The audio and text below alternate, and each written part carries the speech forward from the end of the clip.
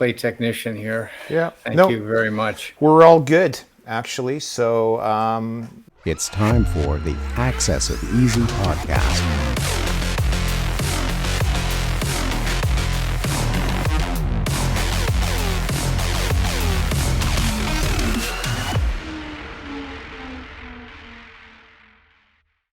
and we're here today rolling on July 8th. Wow. Okay, I'll do a quick intro.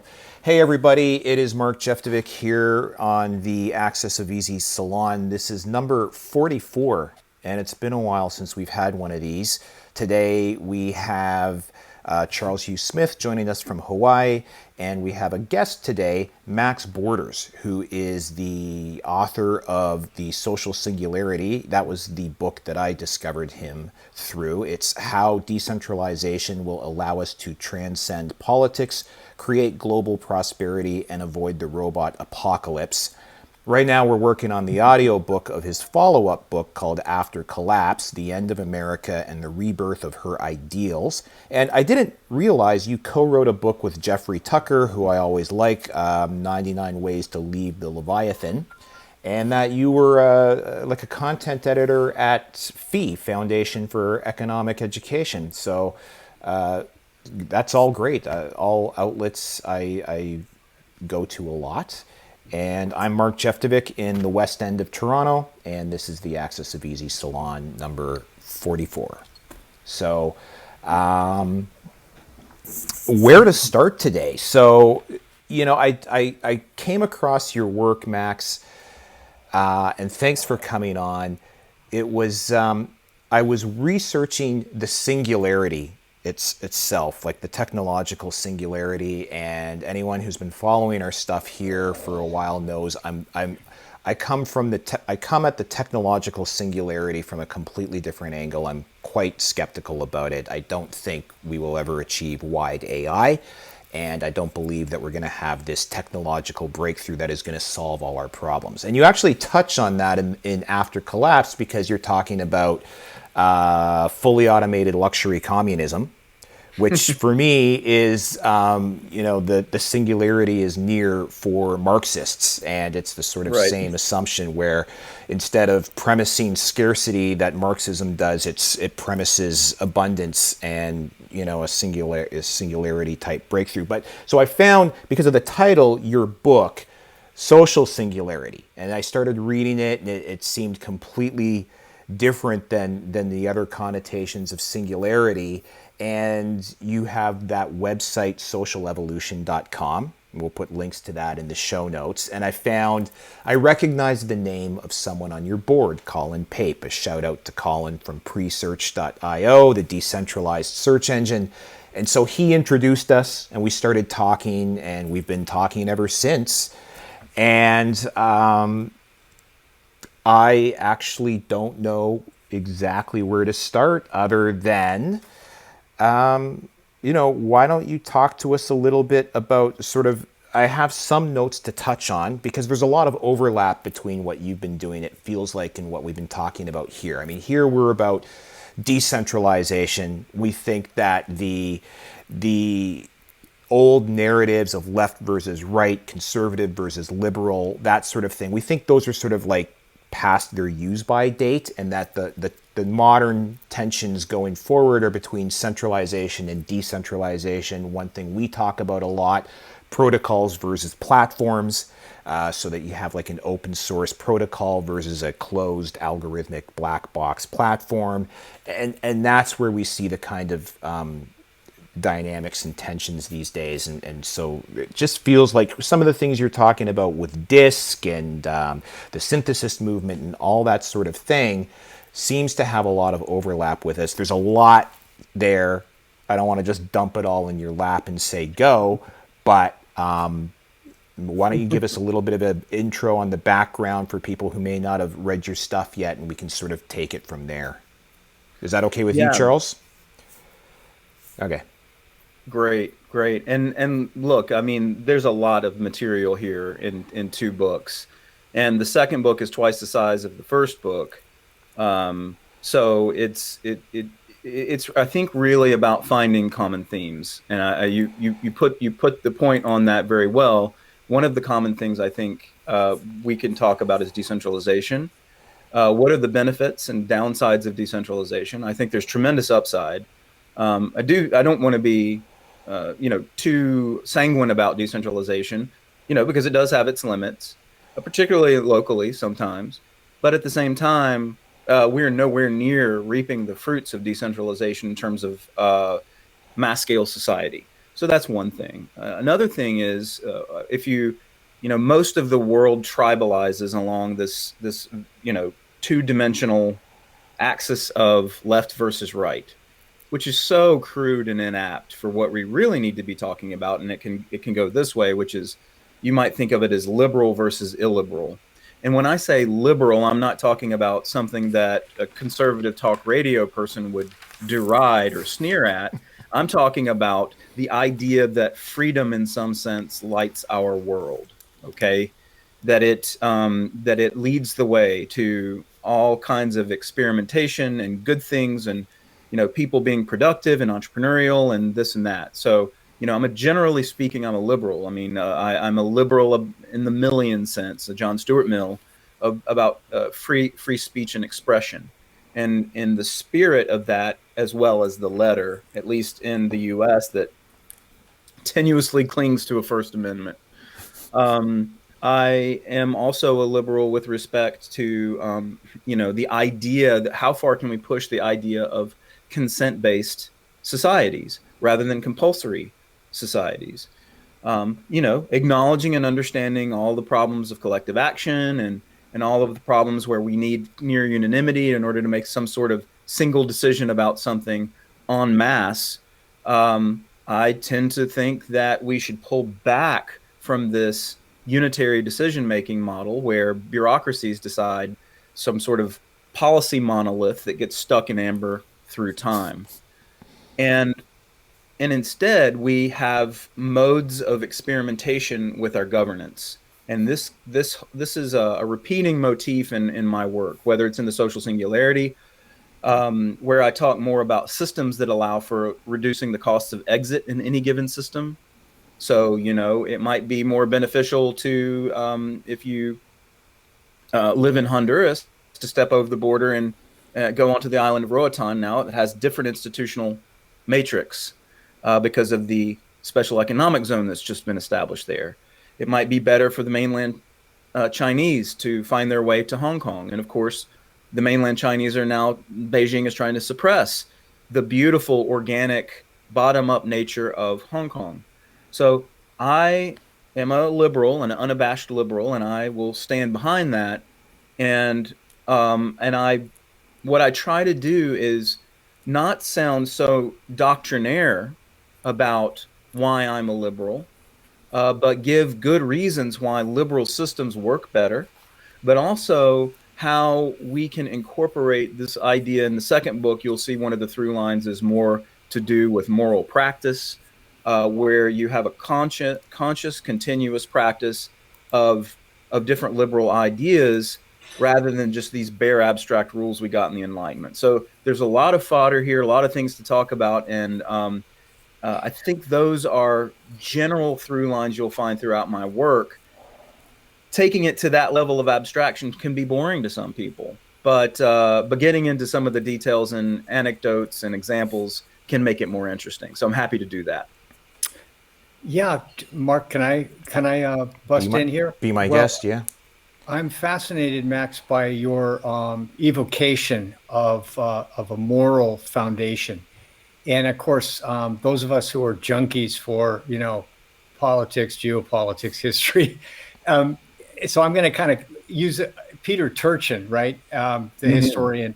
His thing is that there's cycles of history, and these are basically manifestations of human desire to cooperate, and then to find reasons not to cooperate. And so I'm curious what you would say about your response to that. And I, with this thought in mind, which is, I would interpret Turchin's work partly as, is there a moral foundation that people can share, a value system, which would then lend itself to increasing cooperation? Or is there a fragmentation of the value system?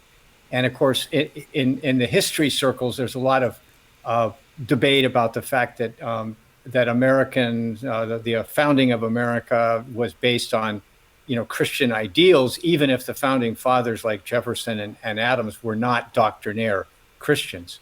And that if that's been lost, then what is the new foundation that we can build on in terms of finding common values and a moral foundation?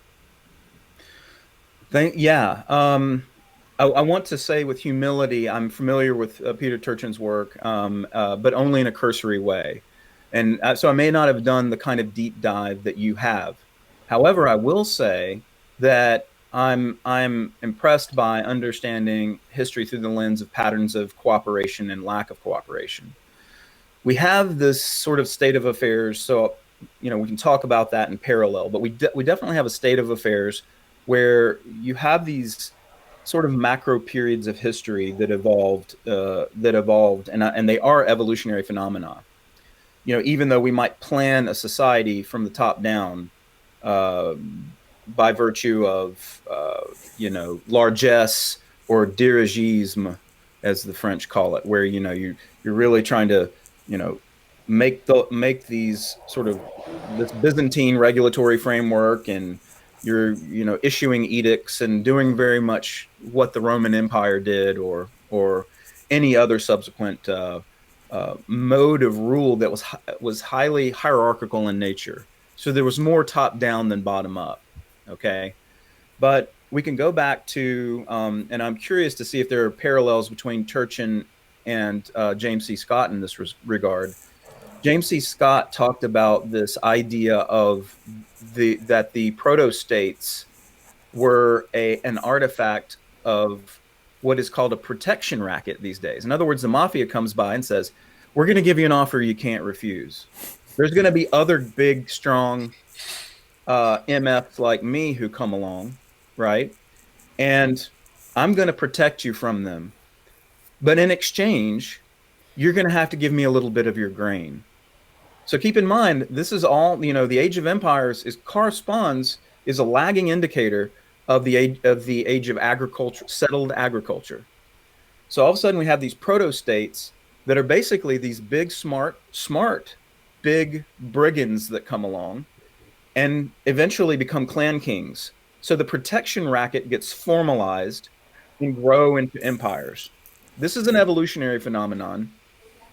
So in that sense, in that sort of, you might call it bizarre game theoretical scenarios that work to, this strange relationship, there is a kind of cooperation there. But the cooperation is one that requires the subordination of the many by the few, by the clan king initially, and by the imperial rulers, governors, satraps, whatever, as this grows. It's become so ensconced and ingrained that we now have, we have how this Hobbesian rationale extends to almost everything under the sun. And so these shoots of possibility, these little bits of entrepreneurship and like desiring to change or try different rule sets is very difficult to do because all the landmass on Earth has essentially been taken over through conquest. And so we're now entering an era of commercial exchange, of collaboration, and where those collaborative exchanges, when we see this throughout history, this is not just more recent in the Industrial Revolution. We see all throughout the Mediterranean region, the emergent law, the law merchant, that sprang up so that all of these traders could appeal to something that they agreed together was a law of merchants that weren't heavily dependent on these hierarchical powers around them. In fact, they eschewed them in many respects.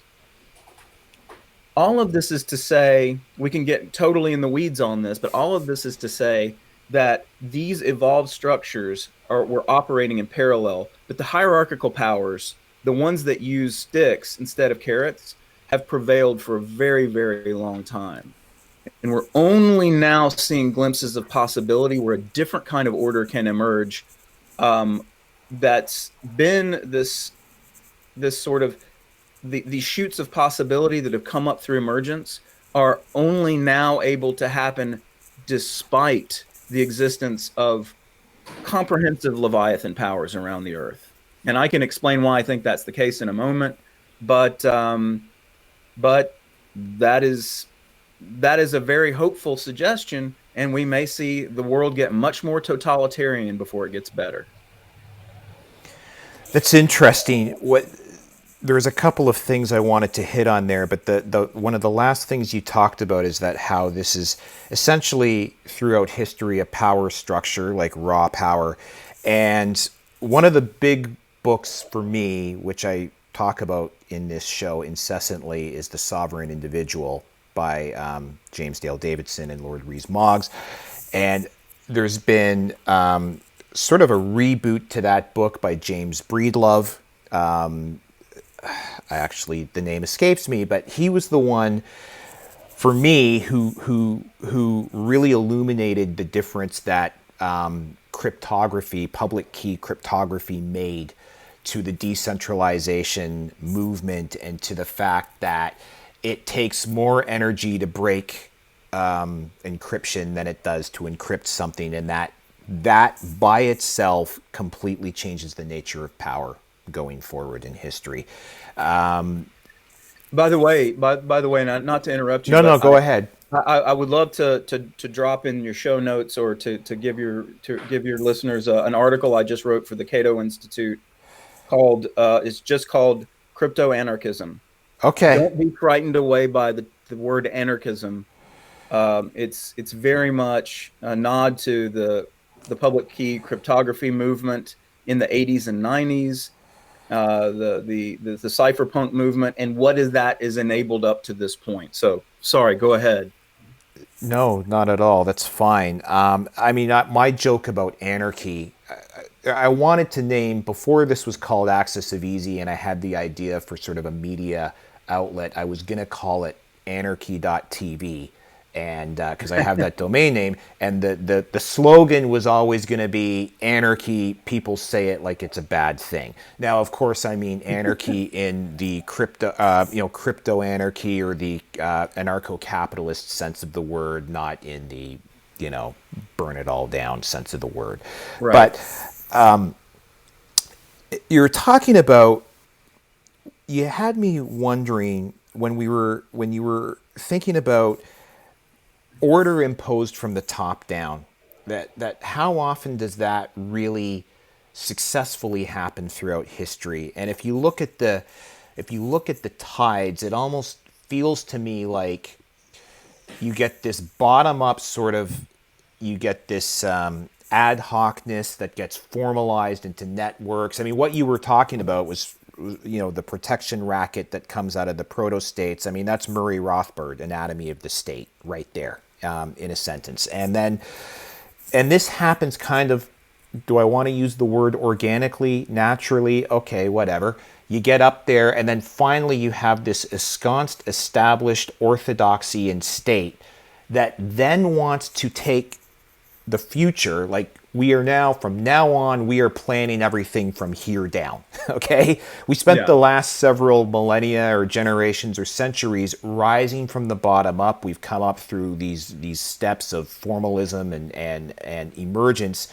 Now that we're here, we're going to impose what happens from the future on out, on down. It's something we've talked about in prior shows, that when we talk about things like the Great Reset and the new normal, we don't do it with our tinfoil hats and conspiracy theory garbs on. We talk about it in the sense of like it's more of a dynamic than a conspiracy. It's people who have positions of power and influence and privilege now just want to retain those positions, so they're trying to add their weight to dynamics that will perpetuate that.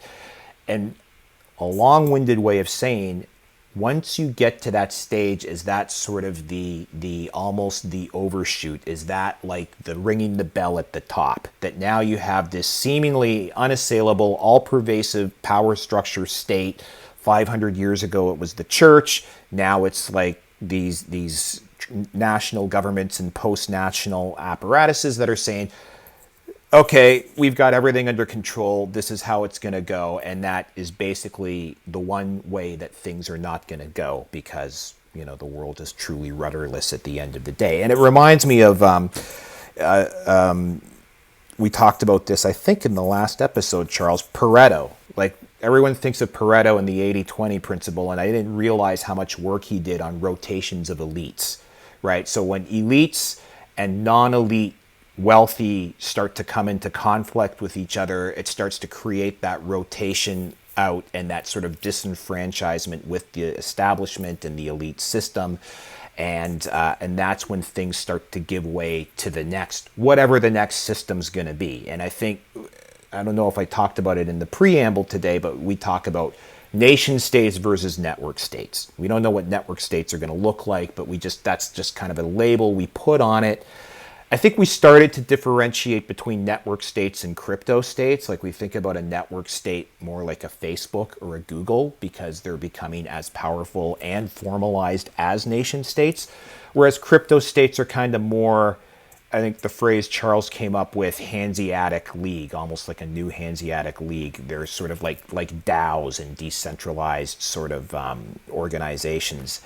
And I guess my main point there is this sort of ubiquitous, ostensibly all-powerful nation state that gets bigger every day and wants to control everything, kind of a ringing the bell at the end of an era to say, okay, this model of governance has run as far as it's going to go, and whether they want to or not, we're going to move into something else. I wish I could say definitively that I know. Okay.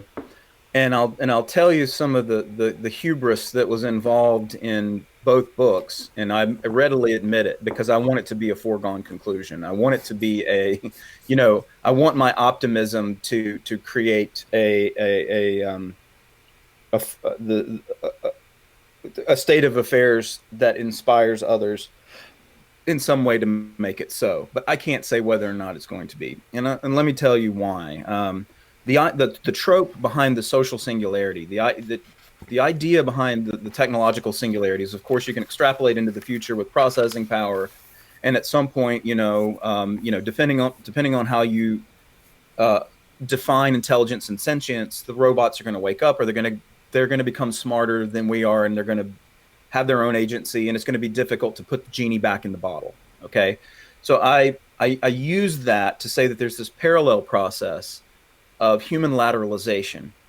In other words, what we're doing right now is permissionless and connected, and we're creating something, we're co-creating something, even if it's just a podcast. This lateralization is proceeding, and now with distributed ledgers, now with blockchain, now with whatever you like, holochain, all manner of different distributed ledger type systems, and the use of cryptography and the protection of privacy. In doing so, we have now this possibility that the genie can't be put back into the bottle in terms of the way we lateralize our relationships with each other. In other words, there will be a theoretical point beyond which, for lack of a better way of putting it, these top-down governments won't be able to control the behavior of the agents in the system anymore through sticks or carrots, because we're going to be programming our own incentives through this. And by the way, the sovereign individual was so far ahead of its time. It's just a magnificent. When someone told me that my book reminded them of that book, I had to know what it was. And then I went and saw it, and I said, damn it, these guys were way ahead of me. Bless them. You know what I mean? So huge respect for that book. But here's where I'm concerned. Here's where I'm deeply concerned. And this goes directly to your question. The same processes, technological processes that allow us to lateralize our relationships and form consent-based communities and different kinds of mutual aid structures and whatever you can imagine in this brave new world of decentralized technological means. The same kind of tools are going to be available to power, okay, to the powerful. Not only the powerful in collusion, the powerful moneyed interest in collusion with the powerful people with standing armies in a police state. But the tools that they are going to be able to use for all manner of things, from architecting surveillance to creating social credit systems to locking us into some sort of currency matrix, all of these things are happening. They're happening in parallel with our lateralization. My hope is that there is an outpacing that happens, that the people who are the coders and geeks who are working in the crypto space operate quickly enough that there's such that Pandora's box can't be closed again. Maybe that's not a good metaphor. The genie couldn't be put back in the bottle because it's already granting our wishes, our crypto anarchist wishes, I guess you could say. But we have to be careful about how power is adopting a technology too, and those technological means are also very powerful. And people, the pandemic showed me, and I was writing the book, the second book during the pandemic, and that being gripped by fear that happens with people makes them so, that submission instinct comes over them. You see it head down. Trust the experts. Yeah. Trust the authorities. We must do this together. They become like zombies that abandon their critical thinking skills and abandon their relish, their zeal for freedom and for experimentation. The very freedom and experimentation that we needed to better combat the pandemic, much less understand it and have collective intelligence in the face of it. It's just this very deferential and submission instinct that comes over people en masse during problems, especially when those problems are magnified and fomented in the media. So to the extent that we can use technological means to combat those phenomena, amen, that's great. But to the extent that we cannot, this is an opportunity for the powerful to get the herds back in line. Yeah. Charles, let me just jump in 1 second before you come in. So the way you were describing that, when this all started, I remember saying to my wife, people are scared. They're panicking. It's like there's a boot on their heads pushing it underwater, the whole society. They will do anything. They will agree to anything. They will accept anything to get that boot lifted. Like just put it back to normal. Just do whatever you have to do to make everything like it was yesterday. We'll do it. And I had no idea how bad it would get. I didn't realize it was going to go on for 2 years. So yeah, and it was one of the Huxleys, and I can't remember if it was Aldous or Julian, probably Aldous, who said, if a technologically enabled dictatorship ever takes hold, we'll never be able to get out of it. I'm a little more optimistic about it because one of the things that you say, I'm more skeptical of the powers ascribed to artificial intelligence. I call AI. I forget what I called it. It was algorithmic imitation. That's my label for AI. I won't go into the reasons why. It's kind of a bit of a thing, but it will be able to compute faster. It will be able to crunch data faster. But I actually think this lateralization that you're talking about, I guess that's your social singularity.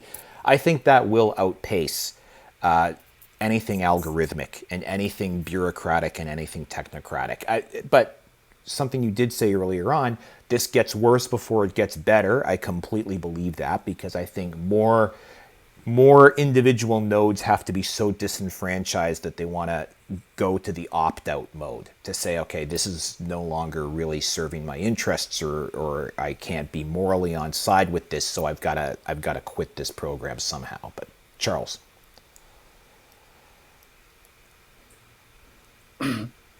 Well, Max, maybe you want to respond to that. I mean, I don't want to. I'm happy to. I tend to agree. I mean, that is in essence the thesis of these books. With the first being the emphasis more on systems, and the second being the emphasis on the kind of diagnostic for how the breakdown of, at least in my country, the American society is breaking down, and the moral order is breaking down along with it. But I also agree with you guys, but it is an optimistic bias.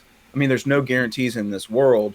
I think another thing that to your point, Mark, that this is likely to outpace the bureaucratic model is also that complexity.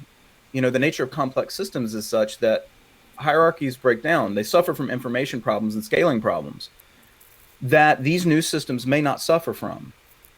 So that the extent to which you can jump around in them and operate in them and allow them to work in more like a hive mind fashion, either separately or in unitary fashion, and turn that on and off with real agents operating in those systems, through the power of programmable incentives, through the power of just human ingenuity and human agency, is heartening to me, because those systems don't suffer from the same kinds of problems that bureaucracies do and hierarchies do. So that's another thing that lets me say, in certain contexts, yeah, hierarchies are powerful entities, particularly in the historical past, in the age before public key cryptography. These days, it's more of an issue of that we're now in that world, and we're seeing this beautiful unfolding of waves of technological innovation and people opting into systems with and able to sort of protect their capital, protect their privacy. It's not to say that there's no way to infiltrate these systems by agents of the state and hierarchies and be made example of and get thrown in jail and scare the shit out of people till they, hand over their private keys or whatever they have to do. There's no telling. But I am hopeful with you. I think here's an object lesson. Let's see what you guys think about this. I mean, it's kind of become a cliche, but here's the way I kind of think of it. And I want to credit a friend of mine named Carl Oberg for first coming up with this, or at least articulating it to me. I feel like it was sort of intuitive in my mind, but I didn't articulate it quite this way. There's this phenomenon. You can look up he's an old lefty economist, but he has really great ideas, named Mansur Olson. I don't know if you've ever heard of Mansur Olson, but the idea was the seminal idea from Mansur Olson is that there's a slow decay of civilization that happens by virtue of this process called concentrated benefits, dispersed costs. Okay, so when you have any kind of government republic, you're going to have special interests that lobby the powerful in order to get special favors. And the rest of society has very little incentive or knowledge to try to combat that process. So what happens is that the benefits are concentrated on these few favor seekers or special interests, and they begin to collude more and more with the government, and it forms this is almost like accretion disk, this weight of dead weight loss for all of these special interests. They're buying the regulations, they're ensuring that regulations come into place because it harms their competitors, they're getting subsidies, they're getting all kinds of stuff, and it just builds and builds and builds. They're getting all of this stuff that creates no real value in society. In the meantime, the voters, the electorate, the peons, the laity, they don't know what's going on. I mean, most people don't know what a mohair subsidy is. Mohair is much less a mohair subsidy, right? But there's been one on the books since some war, World War I or World War II, because soldiers had to wear wool coats. In any case, these things, they stack up, and you get this phenomenon of concentrated benefits, dispersed cost. Mansur Olson was basically saying this is one of the decay processes in the slow corruption of civilizations. Now, what's interesting is along about 2012, 2013, this fantastic entrepreneur came along and decided to operate in a legal gray area. And that legal gray area, at least in where I come from, is one where it's like it was probably illegal in most United States to give somebody a ride, to pick them up and hitch a ride, because they thought it was dangerous, they were unaccountable, all this stuff. Then all of a sudden, about 2012, 2013, this company comes along and says, hey, we can actually track that with GPS, connect you by your apps, your identities associated with it. We solve all this problems of safety. All of a sudden, it's not clear whether they're breaking the law or not, and they're not taxis. They're something else. So there's no restrictions on taxi medallions, which is a cartel, and all of a sudden you had this mass constituencies of people who really loved the service because they were cheaper than cabs. They could get anywhere. You know, drunk driving incidents go way down. All of these wonderful blessings and benefits happen. Then the regulators, the taxi medallion monopolies and cartels, of course, started to fight, started to lobby the government. We got to stop this. They've got to have the same regulations that we do. It's the same game that we play, the concentrated benefits, dispersed cost, only this time the script was flipped. And that is to say, you had concentrated costs of enforcement and the benefits were extended far and wide. And that inversion of concentrated benefits and dispersed costs to concentrated enforcement and dispersed benefits means you had this massive constituency of millions saying, give us our Uber back or you're going to be out of office, and fast. My hope is that that rationale extends to so many other things in our lives besides Uber, with technological means that bring mass adoption. The cryptocurrency space is showing evidence of a Metcalfe's law kind of phenomenon, where the adoption of the value of a given cryptocurrency token is roughly, tracks with the number of wallets on the network and the number of transactions and so on. You can start to get this rough estimate of whether or not something is valuable, worth investing in. People, of course, criticize Metcalfe's law. It's just a heuristic, but the basic idea is there. And I think the more of these kind of peer-to-peer network architectures we develop and people opt into them, and massive constituencies are benefiting from these systems, it's going to be harder and harder for these state proxies and these special interests to come back. But there again, after what we saw with the pandemic, all they have to do is scare up a crisis and everybody goes. So not clear. My hope, though, is that that process inverts and that we continue to get the growth of this lateralization and the social singularity can proceed. Mark, can I jump in here? Be my guest. Max, a lot of what I've been thinking about recently is that all system structures, whether as you're saying emergent or hierarchical, they all arose as a problem-solving structure. They solve some major problem, right? They're a problem-solving structure. That's why they succeeded, and that's the evolutionary sort of process you mentioned. And so I think how I contextualize what you guys are talking about in terms of hope is that the concentrated power hierarchy is just no longer a problem-solving structure. It's actually the problem itself. And there's other authors who've written about this, right? Like The Upside of Down, where the complex, all the books about how complex societies become so costly, this concentration of costs, that they just stop being a solution, and then they're replaced by a better solution. And so I want to ask you to talk a little bit about your book, After Collapse, because the title alone guarantees a lot of great insight into this exact dynamic we're talking about, where the cost structure that used to be a solution becomes so dysfunctional. Either it's too expensive, it's too complicated, and it's no longer distributing sufficient benefits to work for the public. And so I'd like to ask you to speak to that as a sort of hopeful side of After Collapse. And I'm sure it's going to be easy to kind of tie together what we've been talking about here. Sure. The book is basically laid out in two parts.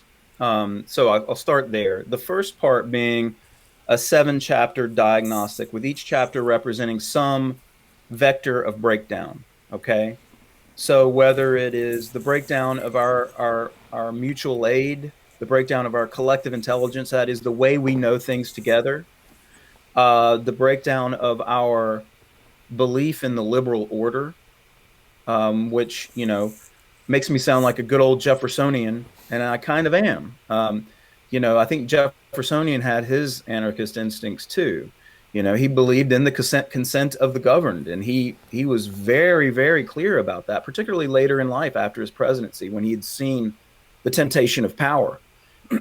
um, Sorry about my, sort of rah-rah American patriotism there for the founding fathers, but I think that the Enlightenment thinkers that informed the American founders had some really interesting and profound, timeless things to say, whose rationale can be extended into the.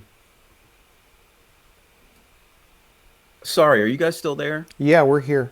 Sorry, I had something interrupt me on the screen, and I okay. apologize for that. I was just going to interrupt you briefly anyway, because what you're talking about, that is, those founding father ideals are valued outside of America. I was just thinking of a podcast I did with a British guy named John Lillywhite. It's coming out in August from the Policy blog in England. And he did his master's thesis on governance, and he talked about, and we talked about the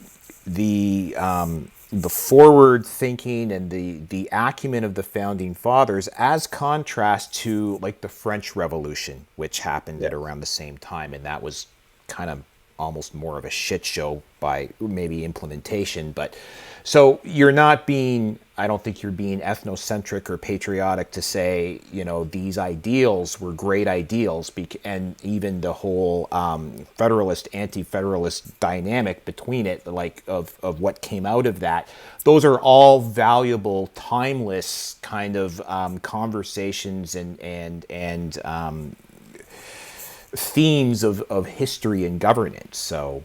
Well, and absolutely. Look, I mean, we could talk probably for another hour on the, this sort of the notion of Quebecois cultural determination, self-determination. The fact that people in some neighboring province don't want to have the shitty high taxes of Quebec. We can talk about, all the provinces are like that, but continue. Yeah, well, and Alberta's, their energy industry and so on. I mean, it's like there's so many, this distinct pluralism that is regional. It's not just that it's regional.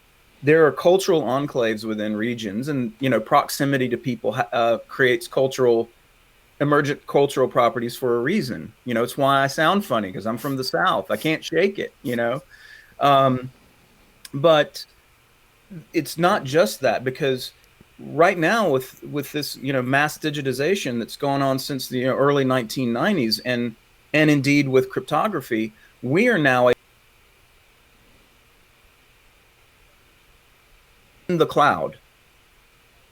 We're very like-minded people, all three of us. Hopefully your listeners are too, and our ability to do something has upon its back at least some sort of moral imperative, like what, or at least questions.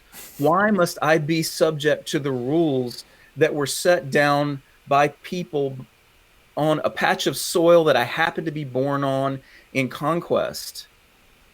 Why must I? If there's a superior rule set that I can adopt, and not just for selfish reasons, for reasons, of pragmatism, of even some notion of the social good, why ought I not be able to do that?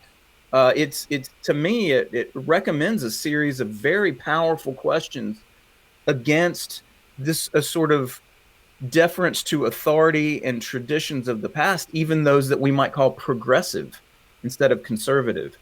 So, I start, so I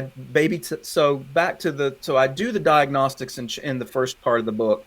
And in the second part of the book, I start to lay out this case in sort of piecemeal fashion, which is not only designed to be a response to those breakdowns I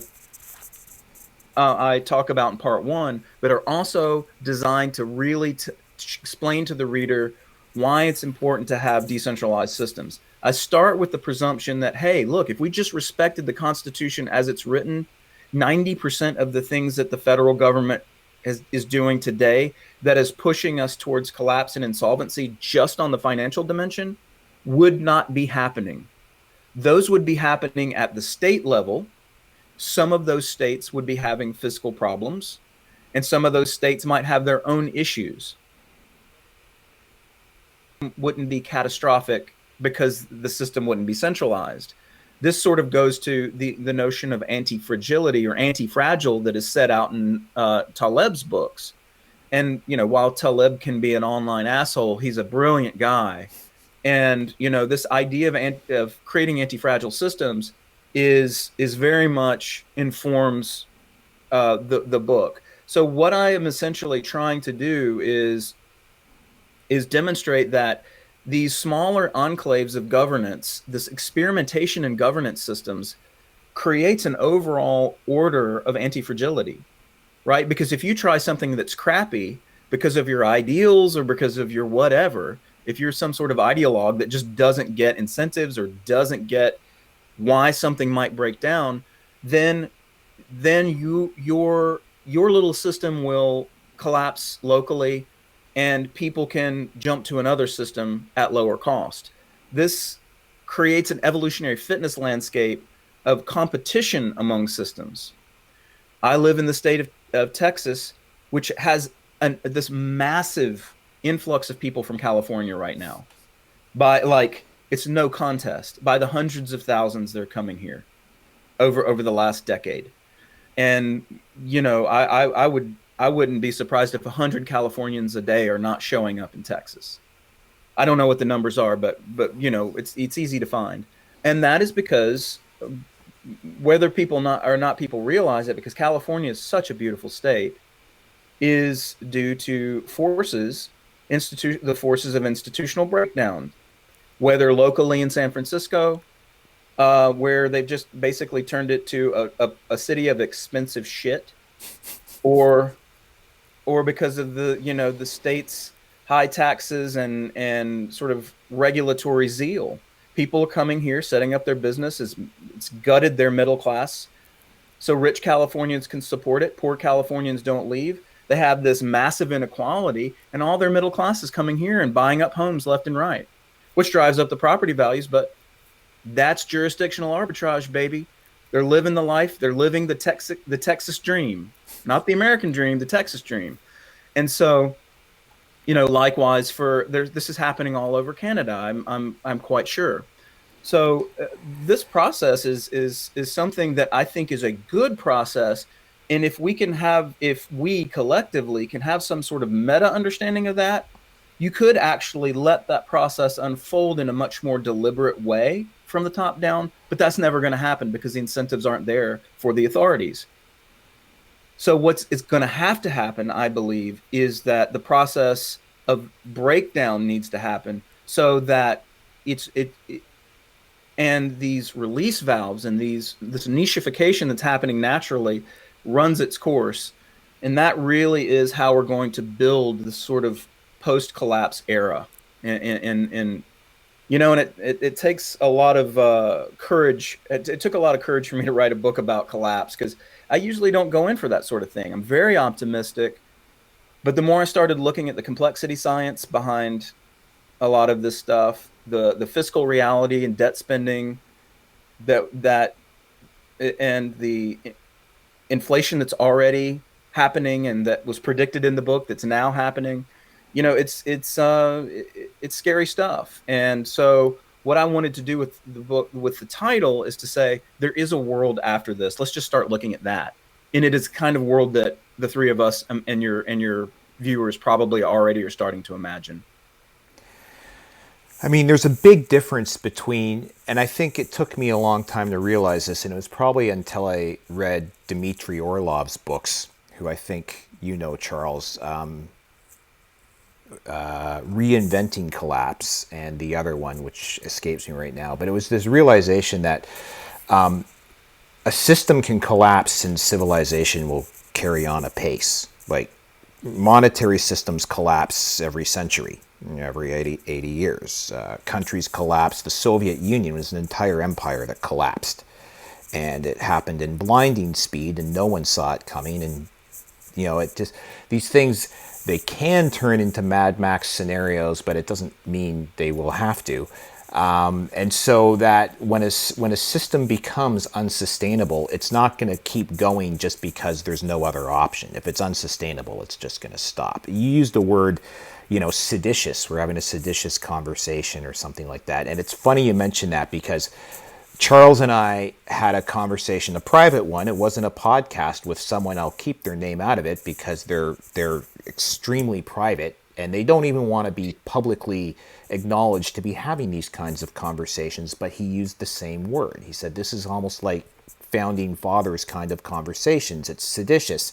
John Lillywhite, again, said the same sort of thing. He said, these are the kinds of conversations that were happening in revolutionary America. That this realization that the governing system had run out of runway, for lack of a better word. And that, and it doesn't take a lot. Like, you don't need a revolution really to change. Like, it can, especially today in this interconnected, decentralized, networked world. We talk about it as in the context of the great opt-out. Like, just people just start moving, not even physically, just different portions of their lives start happening on different systems, and the state-sanctioned systems just start having less and less relevance in their lives. I mean, I've said before, if Facebook, and now it'll be a when Facebook, because it looks like they're going to be permitted to come out with their currency now that it's based in the US, and I actually think Facebook's DM will be the de facto Fed coin, going forward. It'll at least be a temporary stand-in, but people's Facebook accounts will be more important in the day-to-day operations of their lives than their passport, than their government-issued passport, as life gets more into this direction. And so all this to say that this, it doesn't, the sort of like revolutionary turning points don't have to be as dynamic or dramatic as they have been in the past. It can almost happen with more of a whimper than a bang.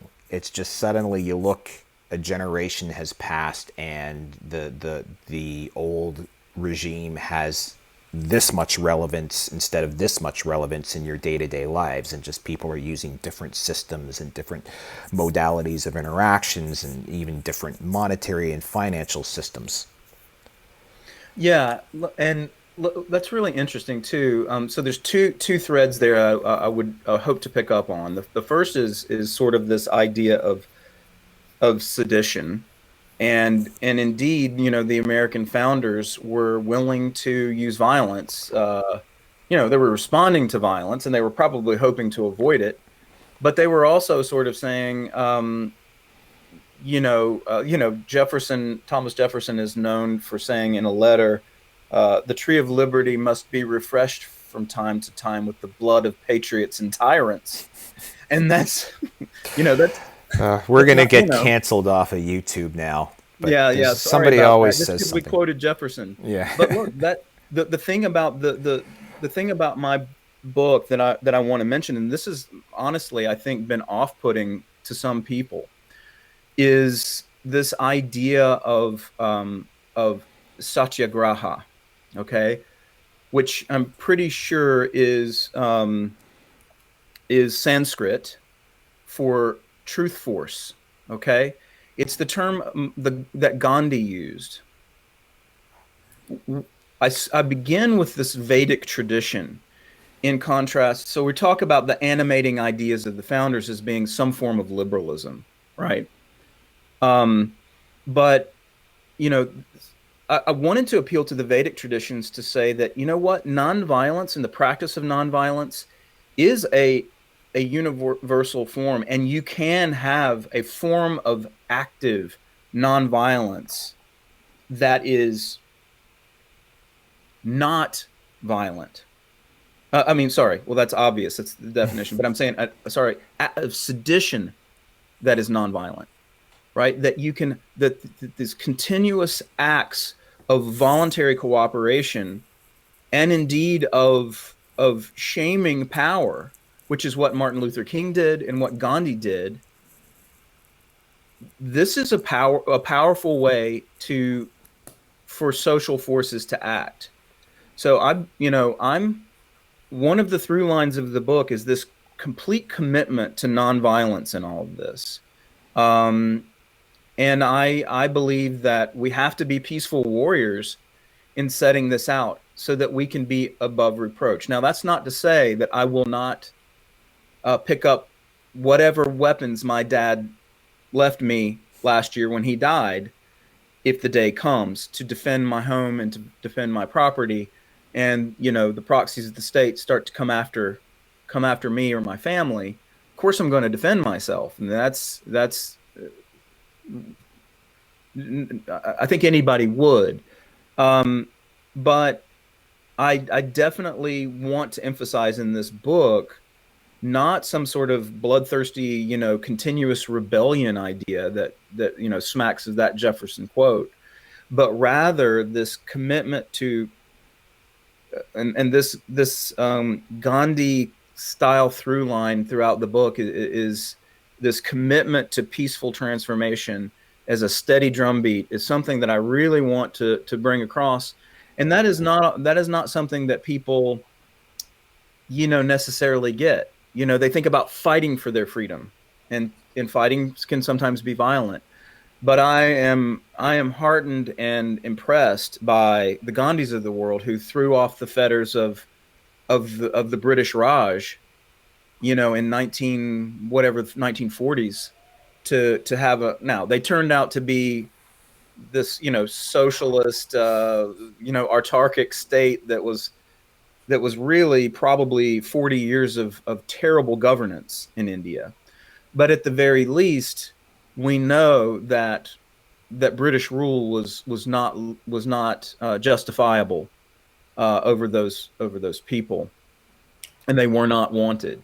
So, in an age of wokeism and critical race theory and all this other stuff, which has always been about reparations and always been about affirmative action, it's always been about the transfer state. I want to, move people back to the truly liberal ideas of Martin Luther King Jr., and the I Have a Dream speech, where he talks about soul force. He talks about Satyagraha, talks about nonviolence, and about getting equality before the law and this Enlightenment notions. He was merging our liberal understanding of the Declaration of Independence with this Gandhi Satyagraha to have this beautiful synthesis of East and West for a universal system of just leave people alone to peacefully collaborate. And that goes around to your at least tangentially, Charles, to your Peter Turchin's notion of the desire to collaborate. And that's what we're seeing now. Is I think we can say is a desire to peacefully collaborate, but it's also this desire to do it peacefully. Well, that's a tremendously profound summary, and I really appreciate you doing that on our program, because I think that's missed in a lot of culture. And of course, Gandhi was inspired by Thoreau, amongst many other things. So there's an American tradition of that too. And of course, the state would love nothing better than to have a violent uprising that it could suppress with its superior power. And so that's really a losing strategy on top of everything else. And so I know we've kind of run out of time.